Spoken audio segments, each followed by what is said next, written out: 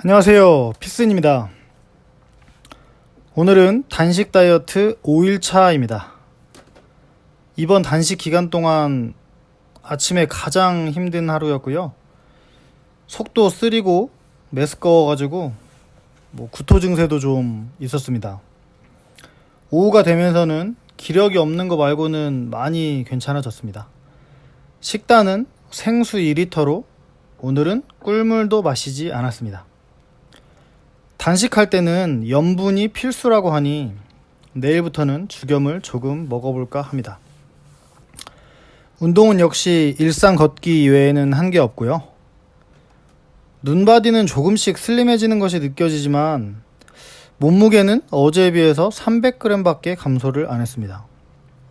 오늘의 몸무게는 75.5kg으로 첫날 대비해서는 3.4kg 감소했습니다.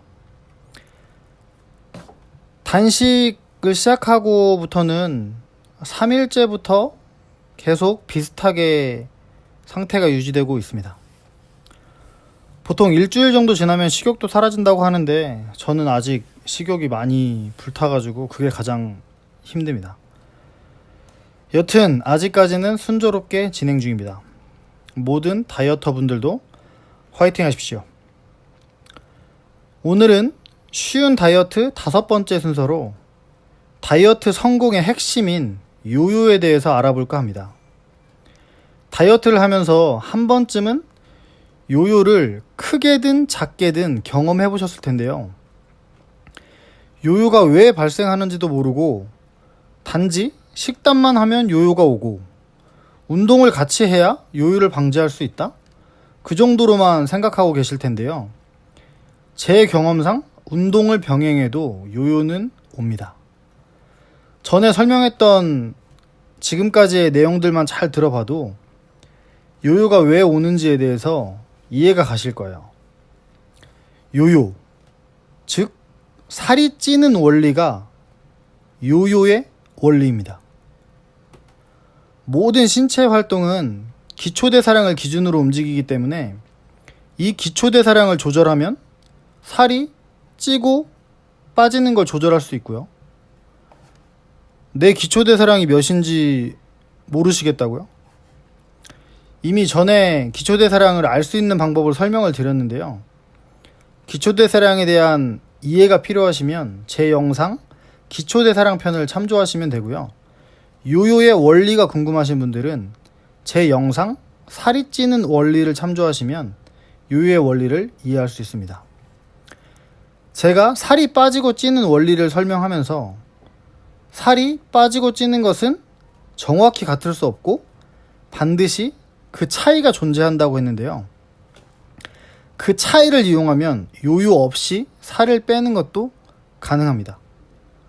그럼 이 차이가 왜 발생하는지 알아보도록 할게요. 인체는 신비로워서 주변의 환경과 물리적인 변화에 대비하고 빠르게 적응하도록 반응한다고 이야기했습니다. 하지만 몸이 물리적인 변화, 즉 변화한 식단이나 운동에 반응해서 적응하려면 그 변화한 물리적인 양과 시간에 비례합니다. 즉 물리적인 변화가 크면 클수록 몸 역시 크게 반응한다는 이야기입니다. 예를 들어 막둥이가 하루에 2000kcal씩 섭취를 하다가 갑자기 단식을 했다고 가정하면 기초대사량을 계속적으로 낮추는 동안 비교적 빠른 속도로 살이 빠진다고 생각하면 쉽습니다. 그러다가 다시 2000칼로리를 섭취했을 때 다시 빠른 속도로 살이 찔 거고요. 이 현상이 바로 요요 현상입니다. 단식 기간 동안 기초대사량이 낮아졌기 때문에 다시 먹으면 그만큼 찌는 건 당연한 겁니다. 요요는 이상한 현상이 아니고 지극히 자연스러운 몸의 현상입니다. 그럼 다이어트를 하면서 줄어든 식단을 어떻게 하면 다시 늘릴 수 있을까요? 기초대사량 이야기를 했다가 식단 이야기를 했다가 혼란스러우신 분들도 계실 텐데요.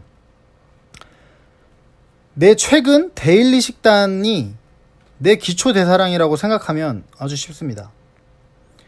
예를 들어서 다이어트를 하면서 저녁만 먹지 않았던 막둥이가 요요 없이 다시 저녁을 먹기 위해서는 그 시간을 이용하시면 됩니다.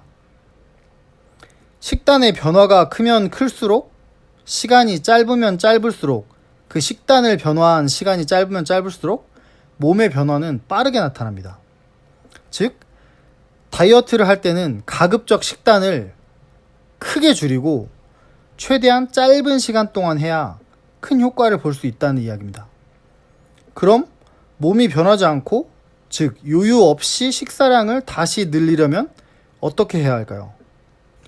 네, 다이어트와 할 때와는 반대로 하면 됩니다. 가급적 식단은 천천히 늘리고 최대한 긴 기간 동안 조금씩 늘려가는 방식으로 하시면 됩니다. 몸은 급격한 변화에는 빠르게 반응을 하지만 미세한 변화는 자연스럽게 생각하기 때문에 몸의 변화를 가져가지 않습니다. 어제 1400kcal를 먹었던 막둥이가 오늘 1410kcal를 먹는다고 해서 10kcal가 더 들어왔네? 생각하고 그만큼 저장한다는 말이 아닙니다. 1400이든 1410이든 작은 변화는 신경 쓰지 않고 기초대사량으로 그냥 다 써버린다는 이야기입니다. 그렇게 매일매일 조금씩 1410, 1420 아주 조금씩 꾸준히 늘려나간다면 결국 막둥이가 다시 2000kcal를 먹게 돼도 체중은 다이어트 했을 때와 같이 기초대사량만 늘어난다는 말입니다. 더 이상 2000kcal를 먹어도 살이 찌지 않는다는 얘기예요. 그럼 어떻게 칼로리 10을 계산해서 먹냐고요? 그건 어렵게 생각할 필요가 전혀 없습니다. 어떻게 우리가 모든 음식의 칼로리를 측정하고 계산해서 먹을 수가 있겠습니까? 나중에 또 설명드리겠지만 음식의 칼로리 계산은 정말 무의미합니다. 저지방, 저칼로리 아무 의미 없습니다. 물을 제외한 모든 음식은 다 똑같다고 생각하시면 됩니다. 이건 나중에 다시 기회가 되면 설명드리기로 하고요. 식사량을 늘릴 때는 그냥 아주 조금씩만 더 먹는다고 생각하시면 됩니다. 어제 먹었던 것보다 조금만 더. 그러니까 저녁을 계속 안 먹었다면 저녁을 다시 먹기 시작할 때는 고구마 한 조각, 밥 한 숟가락, 빵 한 조각 이런 식으로 아주 조금씩 늘려가면 돼요. 음식은 가리지 말고요. 아무 음식이나 매일매일 티나지 않을 만큼 조금씩 늘려가시면 됩니다. 그래서 개인적으로 추천하는 기간은 정상 식사시까지 도달하는데 최소 2달 이상입니다. 2달 동안 늘린다고 가정하고 시작해도 보통 한 달도 안 돼서 정상 식사까지 갈 거예요.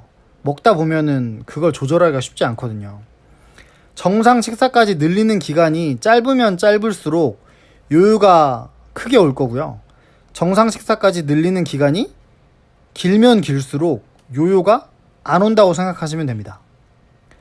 이제 어떻게 하면 살을 빼고 요요 없이 다시 정상 식단을 찾을 수 있을지에 대해서 이해가 좀 되셨나요?